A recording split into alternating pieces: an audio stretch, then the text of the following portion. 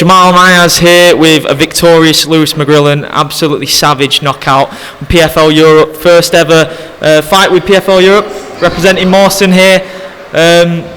You had plenty of opportunities to finish the fight quite easily, go to the ground, a few punches and it would have been done, but you know how important the highlight reel is for yourself, and you've got one of the best highlight reels for your age in the game, so that was the plan, wasn't it? Get him to the feet and finish it brutally. Yeah, well, the NPC had a level in it and he was slowly dropping his level. I was hitting him, his bar was dropping, beep, beep, beep, beep, and then I just wanted to put him out cold, like, he wanted an easy way out, and I'm not going to give him an easy way out. I want to put him out proper, and I did that in it. Put him out cold for everyone. We always speak about the fact that you like creating a bit of needle with your opponent, you like getting into the head, you like the psychological side of the fight game. What were you saying to him in the cage beforehand? Because you look, like you always do, insanely hyped up. Look at me. Look at me. Why are you not looking at me? Look at me. And he won't look at me. He's just like, under his breath. I don't know what he said. He's like this. Like, why are you looking over there? We're about to have a fight in a second. Look at me. And then, that's all I said to him, to be fair. Yeah. You had a sit-down face-to-face during the week as well, and obviously we spoke about in the press room before, you was on the prelims, and then you were just before Dakota's fight. There was a last-minute change. They obviously saw what everyone sees in you, that you're star potential, that you're a superstar in the making. When you found out that news earlier this week that you're going to be the third last from the main event, what were your thoughts? I was just like, what the hell? I was prelim in it, yeah, and then I just jumped up straight away. I just said a few words being me, and then he just pulled me up in it, and I was like, okay, fair enough, I'm here now, and now I'm there, just banging man out a bit later on.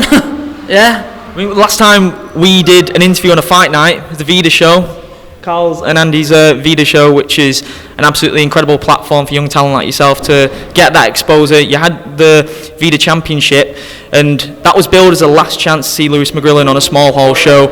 You're now with the PFL in a matter of months. Just the growth and progression from this time last year. I know we mentioned off camera the first time that I met you was at the For the Love of MMA convention. It was April last year, so nearly a year of knowing you personally, mate. So yeah, been incredible to see the progress. It's crazy, isn't it? I just think, it's mad how life works. I'm just like, just a kid from Manchester, Wythenshawe, with that, who just had that fucking fire inside him, and I'm here now. I'm looking around, I was taking it all in, absorbing it. I'm like, wow, singing my name and everything. It's crazy, but it feels familiar, somewhat familiar. Do you know what I mean? And I'm here now, and it's just crazy, mate, honestly. Do you still feel like yourself in a way, or do you feel like you are changing and evolving as a person? Because when the promos were getting put out by PFL on Instagram, I'm sure you were getting tagged 24/7, but you look like you belong, you look like a superstar, you didn't look like a prospect anymore, you look like you belonged on the massive stage that PFL is.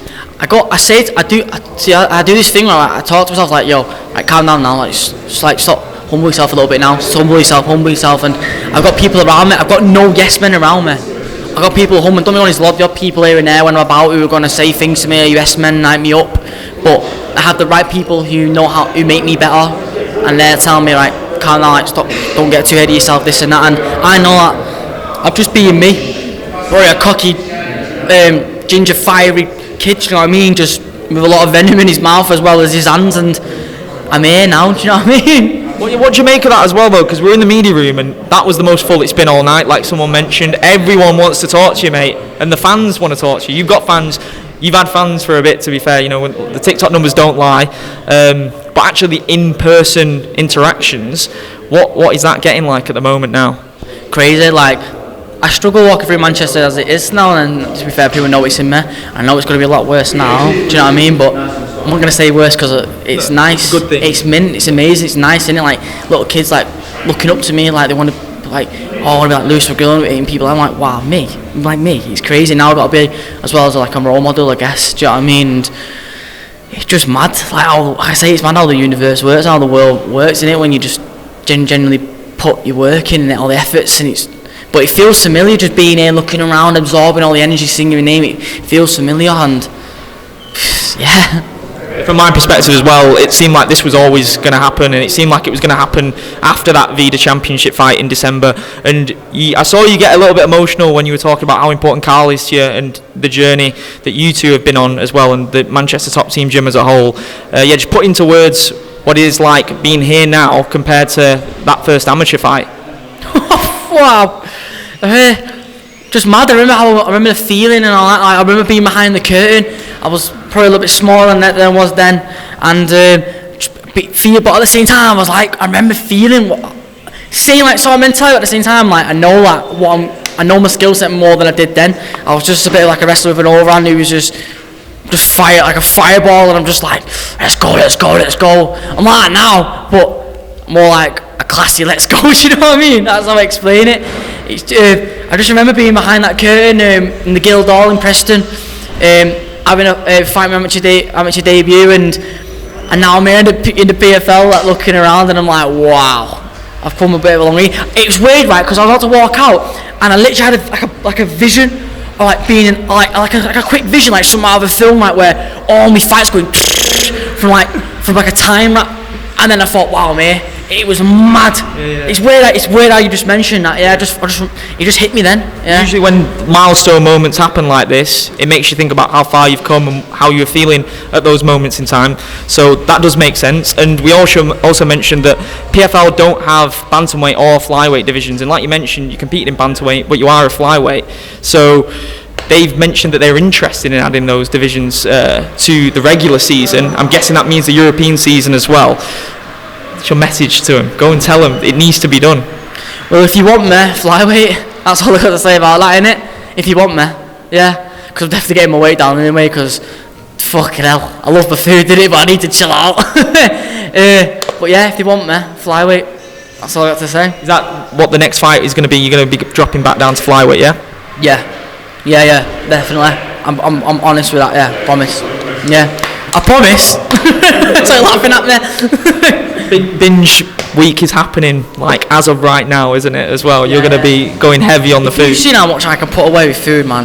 You'd be surprised at it. But I think bantamweight's actually easy to make. And once even when I'm like back in my I call it sweet 60 kilos, I feel so much better in that and lighter and stuff on my feet. And that when I blow up, I don't feel good. You know what I mean? I feel like slouchy, sloppy, and it's not me. But I don't look out of shape. I'm just big. I'm just big. Do you know what I mean? But yeah. Final one as well. Dan Hardy. He said you were the one to watch. We all knew you were the one to watch as well. But to get praise from him and get to know him personally as well, like you said, you met him when you was younger. He didn't remember that, but he's never going to forget you now from what you've achieved tonight and what you're going to go on to achieve in your career. So what's it been like getting to know him personally and to hear what he's had to say about you? It's actually proper sound, man, because like I've been watching when I was a kid, in it, yeah, and like seeing him like all through the UFC and stuff like that, the Outlaw, do you know what I mean? And it's just sick, in it, and he's talking about me, but I'm not surprised, motherfuckers, do you know what I mean? I'm just like that, innit? Like I'm just not surprised at all, like so.